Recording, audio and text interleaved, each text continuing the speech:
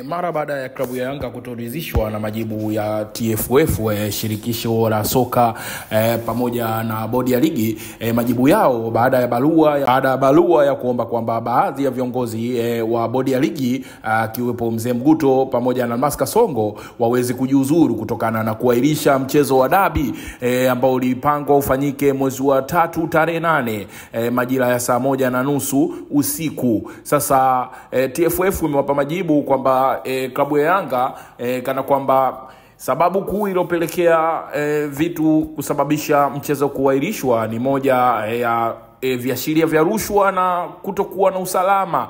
Kwa hiyo ndio ilipelekea debi hiyo mpaka kuona haina sababu ya kuendelea na kuahirishwa. Sasa majibu hayo ni baadhi ya sababu ambazo TFF walizitoa kwenye barua yao iliyowaendea Yanga. Sasa majibu hayo viongozi wa Yanga wameona kwamba hawajaridhishwa. Kwa hiyo ikawabidi viongozi wa klabu hiyo Yanga kupeleka kesi hiyo hatua ya mbele zaidi katika mahakama ya kimichezo Afrika CAS. Sasa Yanga hawana imani na bodi ya ligi na wameshindwa kukubaliana kabisa na majibu ya barua iliyotolewa, hivyo wameamua kusonga mbele kwenda CAS ili kudai haki yao.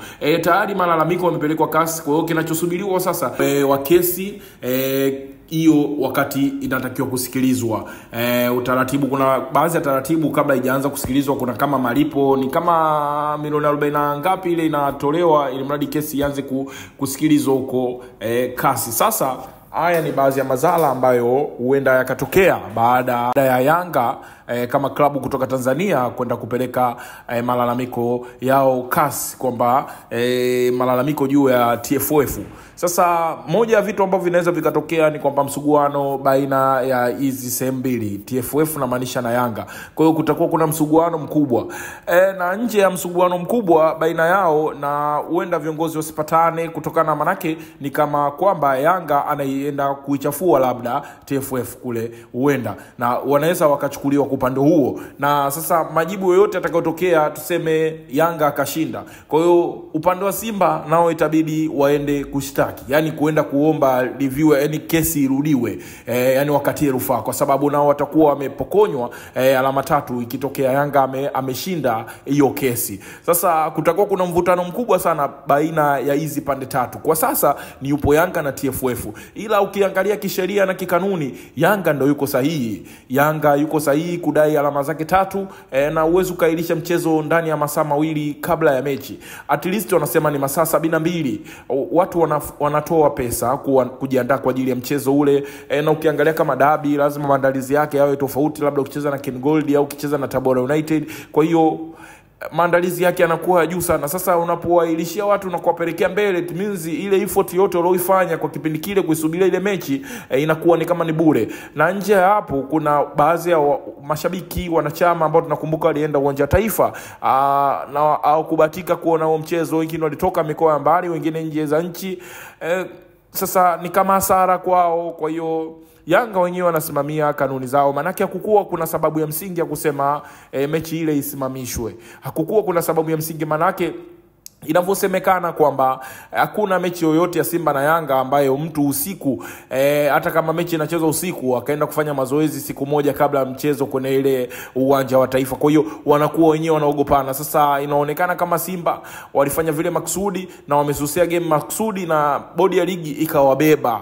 Sasa huo upande mmoja bodi ya ligi imewasikiliza Simba, na je Yanga akitaka kusikilizwa naye upande wake, na ndio maana hivi. Kwa hiyo Yanga ndio maana inakuwa inafikia tu hana imani na bodi ya ligi pamoja na viongozi wake, kutokana kwa viashiria hivyo wanaona kama wanaubeba upande mmoja tofauti na wao. Kulikuwa kuna sababu gani ya kuahirisha? Na inaonekana kama kwa za ndani ambazo nimezipata, inaonekana kwa ndani kwamba waliwasaidia Simba kutokana na kuna taarifa huenda mwalimu walidai kwamba wachezaji wao wako fit, na nje wa wachezaji kuwa fit na kuna mapungufu wa wachezaji fulani kuto kuwepo ambao ni muhimu. Kwa hiyo wakaona sio kweli kucheza dabi bila hivi vitu, tutaaibika. Ndio maana ikawabeba hivyo bodi ya ligi. Baada ya kuwabeba tunaona leo mechi imeahirishwa mpaka leo, na Yanga wenyewe walichoandika kwenye barua yao kwamba hawatokaa wacheze hiyo mechi, wao wameshamaliza msimu. Na kingine kinachoendelea ni kama mvutano wa maneno baina ya klabu ya Yanga pamoja na rais wa TFF Wallace Karia, ambaye aliwaambia viongozi wa Yanga kwamba waache utoto, wana utoto, wanataka haribu ligi yetu. Sasa kuna madai kama hayo ya msingi ya klabu ya Yanga, uwezi ukasema kwamba eti wao wanatumia utoto. Ni means kama unawadharau viongozi wa ile klabu kwamba wao ni watoto, hawaelewi wanachofanya, yani hawajielewi, kama wanaigiza sinema. Ni soka uli nzuri kwa kiongozi kama yule mkuu wa nchi kwenye upande wa mpira, mkuu wa mpira wa Tanzania.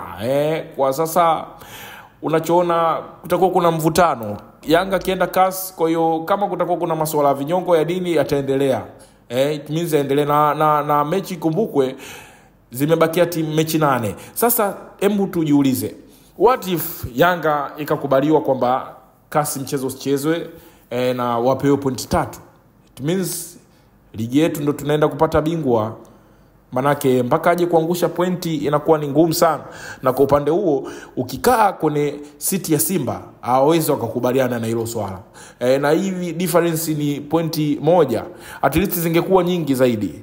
Kwa hiyo na wao kumbuke Simba kwamba hajabeba ubingwa mara nyingi, na Yanga anaenda kuandika mara ya 4 kubeba ubingwa huo. Sasa inakuwa ni ngumu sana. Ni kesi moja ambayo ukikaa ukiangalia ukiona uzito nini kama Yanga wamepeka. Kwa hiyo means kama kesi iko CAS haiwezi kapangiwa mechi ratiba. Mpaka majibu ya CAS kila kitu, na CAS almost siku 40 sijui ndo majibu yanatoka, yani kesi inakuwa imeisha na majibu yenu huenda mkapata. Kwa hiyo kwa muda huo wote kunaweza kuna majibu kwamba Kariakoo Derby ipo au haipo. Kwa misingi ya kikanuni ya kinini, Simba imemkalia pabaya, na kimisingi ya kikanuni kinini Yanga imemkalia pazuri. Kwa hiyo hapa tunamwangalia TFF ambaye yeye huenda sasa kaibuka chuki na maneno kama aliyoibuka hivi karibuni baina ya taasisi hiyo ya TFF, kuona kama wanachafuliwa kwenda CAS, kwamba inaonekana kwamba wanabeza timu moja, wanaibeba timu moja. Kwa hiyo ni sifa mbaya. Na ikumbukwe tu juzi hapa rais wa TFF Wallace Karia amepata ujumbe kwenye bodi ya CAF huko. Kwa hiyo ni kama kumchafua nayo inakuwa kutokana na maamuzi ambao walifanya bodi ya ligi. Sasa wengi wanajiuliza, kamati ya masaa 72 inakaa baada ya mchezo kuchezwa, why imekaa before mchezo kuchezwa?